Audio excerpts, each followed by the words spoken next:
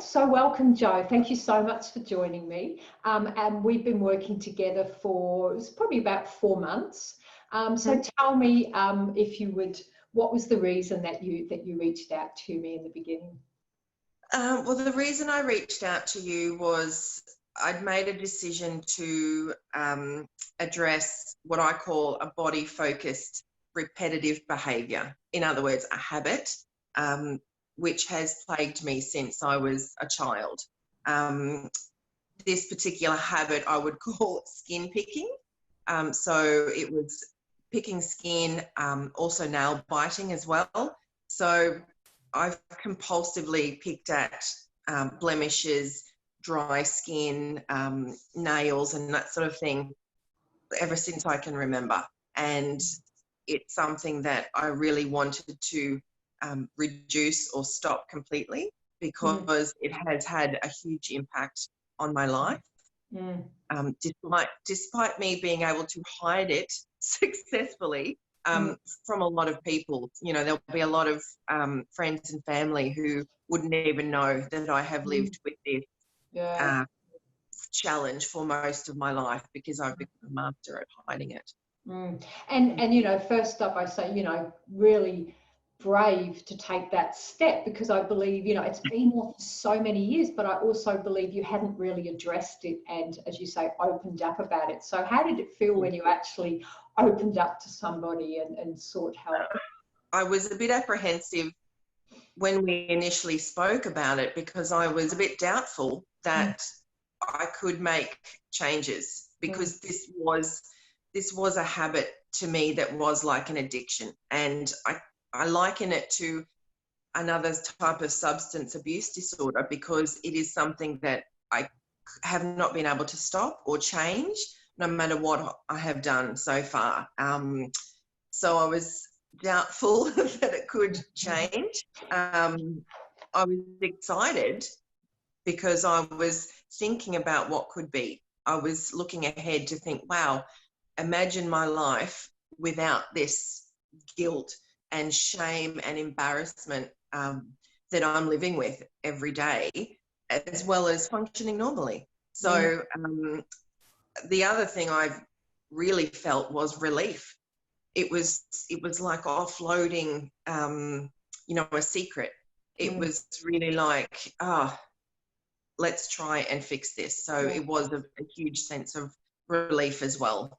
Yeah, and I think, you know, taking that first step, as I remember many years ago, and actually unburdening our shame and our secrets can be, you know, that it's the first step, and often it's the hardest, yet it almost, as you say, we feel relief. And I do remember when we spoke after our first conversation, I did suggest that we had another conversation because I needed to go away and think about it. But I absolutely know that when we work at the root source of a problem, there's always a reason from our past that we use this habit or behavior as a mechanism for protecting ourselves. So when I came back to you, I was totally confident. So we decided we'd do a 12-week program with a little bit of an extension because you had a few other things you were dealing with in your life. So tell me a little bit about some of the insights and things you remember along the way. I guess one of the big parts of my life that brought me to this point was last year I was diagnosed with breast cancer. So I've been through a massive change in my life, and to me this was the right time to face this. And I thought, well, I've been through all of that. I've had a mastectomy, chemotherapy, radiation, all of that comes with cancer treatment. I want to address this. So I had some huge insights in the sessions that we did together. One of them was around the limiting beliefs. So that was a huge help for me to realize that a lot of the beliefs that I had from people who had raised me, and friends and family and culture and society, I had all these thoughts in my head that weren't actually true, or that were kind of holding me back.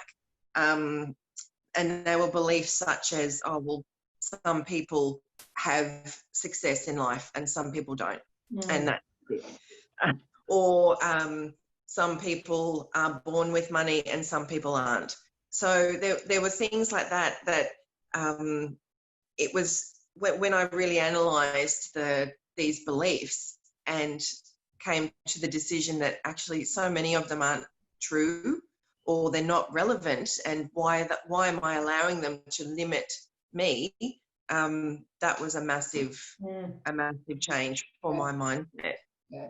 And I remember when we went towards the beginning, with the explanations of where the habits came from and where the patterns and the seeds and some of it, just that insight on the understanding that we're not, there's nothing wrong with us. It's just these past experiences where I felt shamed or embarrassed that I then did this habit to hide that feeling, and just the understanding of how the habit possibly happened, I think, often is very, very helpful for people. And that awareness that you get is almost so necessary before any change can happen. So I always make sure I really explain, where and how and what. And then we obviously have to, like an onion, peel off the layers until we can get down to I call it the pus, the deep-seated core of the problem. Yeah, absolutely. And I think for me, those initial sessions were, they just blew me away, because if you told me before we started the program that, a lot of the skin picking behaviour was related to self-love and compassion, I would have laughed at you. And, even people say, well, why do you do it? And I can't explain it. But when we went through some of the reasons and the history and the emotions, the guilt, the shame, it's that cycle. It was mind-blowing for me. And it was helpful to know that, there's nothing wrong with me, but there are reasons why I do this. Yeah, and I'd also say the other really important part of our work, because in our sessions I do some processes taken from many modalities, combining certain techniques from NLP, neuro-linguistic programming, M-braining, which is integrating our three intelligences, energy work, because I've worked with energy healers. So you were very receptive for doing them. And also the other important step with any change is that little bit extra mindset work that I gave you outside our sessions. And you just like Alex, your husband, who worked with me with such great results, you really embraced it, and all credit to you for really doing that extra work, which is the part of the key to lock in your new changes and awareness levels. So very good. So tell us a little bit about what's going on now, Jo. Look, we were talking about how much the habit has changed in those couple of months, and looking back on what was happening when I first came to you and then how I am now. There's been a massive reduction in this repetitive behaviour. So for me, it's also been about how I feel about myself, and how I feel about myself has changed what I'm doing with my behaviour, so that I never realised how connected they were. And that has been a massive change. I reckon about 95% reduction in this behaviour. So occasionally I'm still doing it. And I guess for other people who might not understand it, or maybe haven't had like an addiction or a habit that they couldn't change, it is akin to drinking alcohol or taking drugs, or something that you literally would do anything to do it and to make it happen. And it has been a hard road, because there were times when I would come to you and I'd have all these scars and sores on my leg, and at one time during our program, one got infected, so I had to get the medication for that. And so it certainly wasn't an easy road. And I'd say you know, there were peaks and troughs, and Absolutely. it was a bit of a roller coaster. And I think it was also helpful when you said to me, look, don't worry too much about the fact that you're doing well in certain areas, but you're still picking. And that was helpful for me, because normally I'd sort of come to you with my tail between my legs and, you know, feel all that guilt and that shame. And yeah, it was good to know that I didn't have to feel that way. Yeah, and I think it's so important, because people think, you know, oh, there's a quick fix. There is no magic pill. I have the formula, the strategies and the tools to help most people with any challenges in life. I've been doing it for long enough, and, you know, it worked on me so many years ago. However, like anything in life, there's always ups and downs, and the road is you're going to have wobbles, you're going to get back on. But ultimately, you know, our habits are so powerful. You know, they're run by our subconscious mind, which is 1,000,000 times more powerful, yet the purpose of our subconscious mind is memory and to protect us. So when we worked on the underlying beliefs and challenges and patterns, it's almost like the behavior still happens, but when everything else eventually falls away, suddenly it's like there's no need to do that habit anymore. But like any habit, you know, and I like to be a realist, it's like if you have a garden and you pull the weeds out, the seeds might still be under the ground. So it takes a lot of, you know, at this stage, it's maintenance and continuing to make sure that they don't, you know, you don't water them in error and they pop up again, because every human has the potential to, you know, drop a little bit back into a bad habit. I don't believe you'll ever go back, but obviously there is a maintenance, and obviously that's why I work and support you, because we know everything in life has its wobbles and ups and downs, and there is no one magic path to success. It takes hard work and commitment and an expert and the right tools and techniques. So absolutely phenomenal. Yeah, you're absolutely right. It is about unpicking all of those layers, but it's scary. So, you know, for other people, all I can tell you is that it is scary and it's confronting. It was a big thing for me to talk about this, because the only people that probably knew about this was my husband and my son, maybe one or two other people. But as I said in the beginning, I have done my utmost to hide this because I was ashamed and embarrassed. And to come and talk to you about it was a big step for me. And as I learned through lots of our sessions together, is that, you know, the big thing to combat that shame is to talk about it and to bring it out in the open. And that's part of the reason why I wanted to work with you, but B, why I wanted to share this video for other people, so that if there is someone out there thinking, oh, I've got a habit, or even if it's some sort of body-focused behaviour like skin picking or whatever it is possible to change and to improve that part of yourself. That's awesome. And I think, you know, it's so important that, you know, I applaud and honour everybody. I think it's the bravest thing we ever do, is asking for help. It was one of my greatest lessons I had to learn in my life many years ago too, was that you can't do it on your own. And it's okay to ask for help. And I think many of the people I work with, you know, like yourself and Alex and others, high achievers, we're very much programmed that we have to do it on our own, but then we get in a stuck state. And we can't. So that is the first step, and then obviously having that support and guidance along the way is super important. So Tom, because the other thing that's been massive for you is not only the habit, but it's your, as I say, your confidence, your I guess, respect and kindness to yourself. So tell us a little bit about the difference that's made to you as a person. It has made a huge difference to how I see myself and how I treat myself kindly, but also outwardly I find that I'm walking a bit taller, and I do have more confidence because I'm proud of the way that I look, and I'm not so ashamed. I'm also not having to take as many steps to hide this problem, as in wearing certain clothing to cover up, you know, bits of my body that I didn't want other people to see. it has been a massive change in the way that I see myself and the way that I treat myself as well.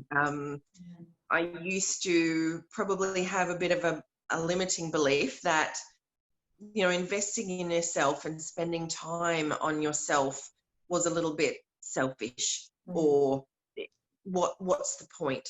But now I see that there is huge value and huge benefit in being kind to yourself and investing time and effort on making yourself feel and look good.